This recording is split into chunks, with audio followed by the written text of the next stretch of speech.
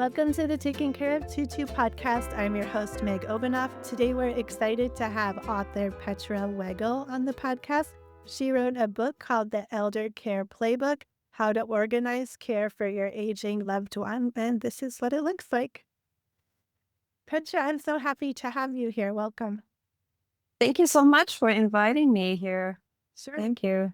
Will you tell us a little bit about your backstory and what motivated you to write the book? And then I want to get into all the different ideas that you share in the book too. Sure, absolutely.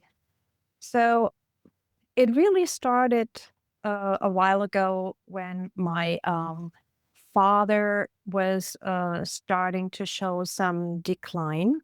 And I have to see right off the bat, I live more than 7,000 miles away from home. Right. So you live on Maui and your parents were living in Germany. That is correct. So when this happened, I was flying back and forth a lot, and I started realizing that some things there that I'm doing differently maybe than some other people. And looking at literature that was out on the market, I saw that they were really books about caregiving. And As opposed to care managing. is supposed to, yes, exactly. Okay, So got it. in my book, I'm talking about organizing care rather than becoming a caregiver. And you had to be a care organizer because of the distance. That's correct, yes. So one day it just dawned on me. I'm like, there is no literature out there that addresses that exact problem. Like, I mean, nowadays families don't really live that close to each other anymore. Yeah.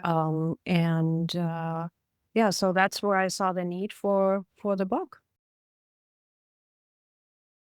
So I would love to know, like, when you went to Germany, what were the things that you set up that allowed you to provide care management so far away? I know there's all different categories. There And is you can a take it in whatever order you want. I know there's yes. paperwork and organization and actual physical care. So if you just want to talk about how you thought of it, I think that would be great. So the need I had it for being abroad was that I had access to all of their files.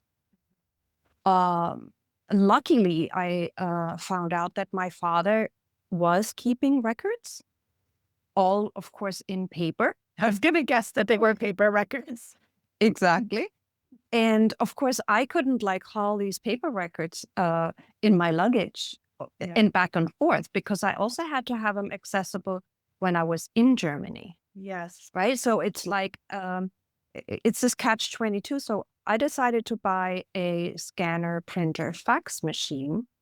And literally just while I was there, every day I was like scanning stuff and digitizing it. Wow. So luckily, I'm a very organized person, so it went quickly. But I had then everything on my fingertips. So you were scanning everything to files on yes. your laptop that you had with you. Yeah.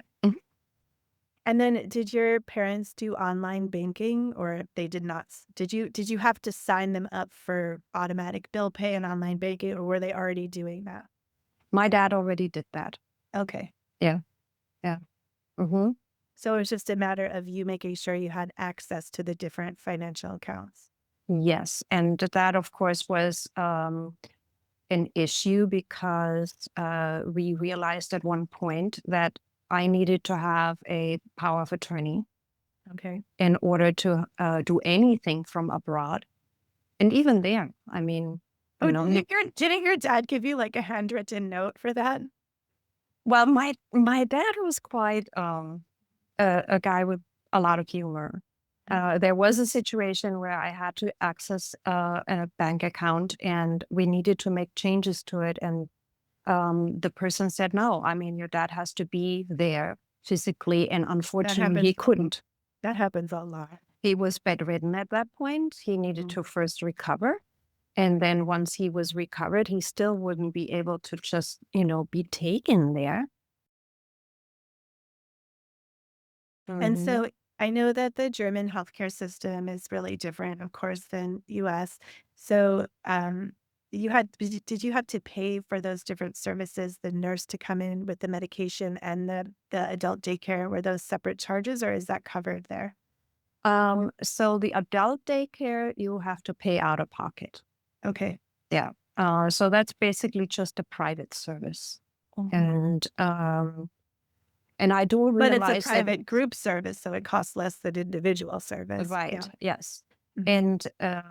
And, of course, not everybody can afford it, Yeah. but I also would say it wasn't unaffordable. Like, Got it. it's, I guess it was the cost to pay to give my mom the the time that she really needed, the break And she also, it needed. was nice to know, I think, especially when you got to see video, to see that your father was engaged in his day. Hmm. And that's Hmm. must have been really nice to know. Yeah. And the other thing that I thought was interesting about it is that it gives them a routine. Yeah. It's almost like taking a child to kindergarten, Or like right? he's It's probably like, very used to that in his lifetime where he gets up and he gets dressed and he correct. brushes his teeth and he goes. Yes. And Yeah. so, yeah, Yeah. And both of them had that routine. Like my mom knew she had to get him ready for daycare. They yeah. came, they picked him up. They would like go into this little minivan, Mm, and there the people would already start talking to each other. great. They would eat breakfast there. They would get fed there. Hmm. And in the afternoon, they would get a little nap time, Hmm. in between their games and activities. And then right around 4 o'clock, they would drop them off again. I don't know that those kind of nursing home visits or nursing visits are typically covered under insurance, although it's still worth everyone inquiring about that kind of extended Hmm. care. And then there's at least one care agency here that will do task-based services, such as every day we go give this medicine. So it's Hmm. not time-based, it's task-based. Correct. Okay, so go ahead. I wanted to hear. So then your mom needed to actually move out of her home and go into a full-time care home. Correct. Yeah. And so insurance pays for a good portion of it, but there's also quite a portion of out of pocket that you have, the And expense you that you and have. you set all this up when you were over there. You researched all the available options so that when it was time to to move into that kind of situation, you already knew where you were looking at.